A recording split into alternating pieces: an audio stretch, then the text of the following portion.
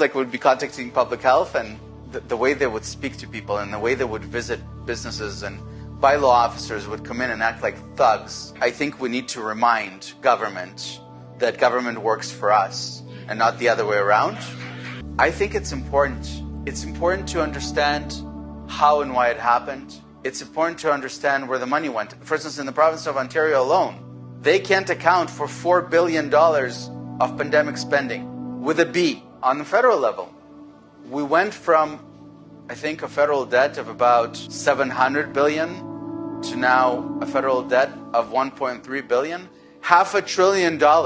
Did we get $500 billion worth of value? Did we build a single bed? Did we hire a single nurse? Did we build a single bed? Like, what did we do? I have a couple of particular interests. I want to know how the modeling was done. Like all this modeling on which all of this was predicated, I want it to be peer reviewed. Because they came back to us all the time and said, well, the experts say that this is the modeling. You always knew that the methodology was off. Always. All the data was garbage. That was very, very clear to me from the beginning. So no one had the courage to actually ask and demand questions to the tough answers. If we're predicating this remarkable exercise where we're clearly, by all accounts, imposing very onerous collateral harm on people, then should we not be making those decisions on fair data?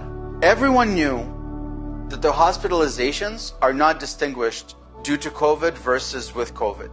Everyone knew that the deaths due to COVID are not distinguished from deaths with COVID. Why not? Hospital capacity was the main parameter on which we decided to lock down or not. So why not have fairness in that exercise? We need some fairness. We need closure for people. And not just for COVID victims, but for victims of everything that stemmed from COVID response. If there is no accountability, there is no assurance this is not going to happen again. So I'm very determined on that.